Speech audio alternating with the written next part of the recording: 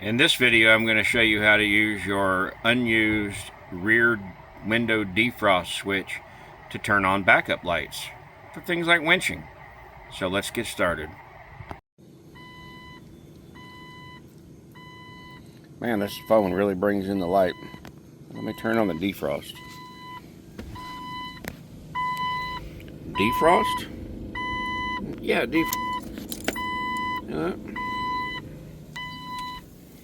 look at that.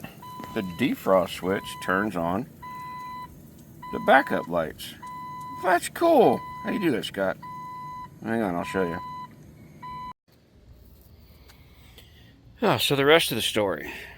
How did I make my defrost button, that one right there that says backup lights, how did I make that switch turn on the backup lights? Well, it's really easy. This Jeep was sold with a hard top. The original owner put a soft top on it. Back here in the back, we had this side of the factory connection with the little squirter for the windshield washer. Well, anyways, in these wire bundles, there's a negative, there's a defrost, there's a wiper park, I don't know, three wiper buttons. Anyways, I picked up the defrost circuit, pretty good sized wire, at least a 14 gauge. The LEDs only draw 2.5 amps. So anyways, I bought an adapter to go from a 2003 Wrangler back down to a 2002 Wrangler.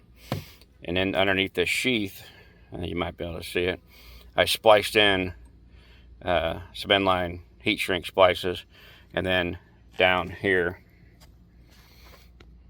I ran this what I called before, snakeskin wire sheathing down through that existing grommet. It comes out and feeds my lights. So another shot of the oh, don't worry about the paint job going on.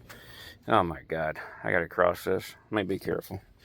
I'm gonna end with paint on me.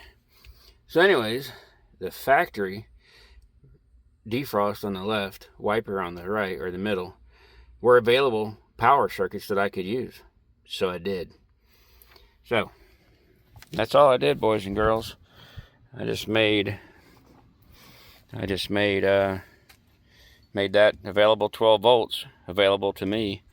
Now, could I have ran power back here off of a relay triggered by the reverse lights? Absolutely, it could have. Since they only draw 2.5 amps, could I probably just tied into my reverse light circuit, especially since I've changed out to LEDs and I'm saving all that power? Could I have done that? Yes, I could. But what if I'm not in reverse and I want to see behind me? Hooking up a winch, whatever. You don't want your vehicle in reverse while you're hooking up a winch. So I decided to go with that light switch. Downfall, maybe. Only downfall could be the light shuts off automatically after 5 minutes. Not the end of the world. Push the button again. If it ever becomes a problem, I can always just switch it over to the windshield wiper, and it's fine. But I personally thought that it was a good idea. Good use of the wire. I didn't have to run anything back here. It was already there. All I had to do was get that adapter. Get that. It was like $14 on Amazon. Works good. All right, back to my painting project. Putting new rugged ridge threshold protectors on. The other one fell off. Left glue. What a pain. Had to sand the glue off. Just absolutely ridiculous job. Now I'm painting the threshold. So no rugged ridge today. I'm gonna have to wait for this to dry. And I'm gonna hit it with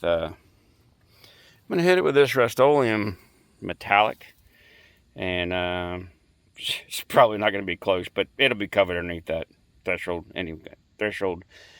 protector anyway. Anyways, guys, this is how you do your defrost, your spare defrost plug to reverse light or whatever you want. I'm actually starting to look for a cab light that I can put maybe up here on the roll bar and have it aim into this area, because there's those little bitty lights, they don't really work.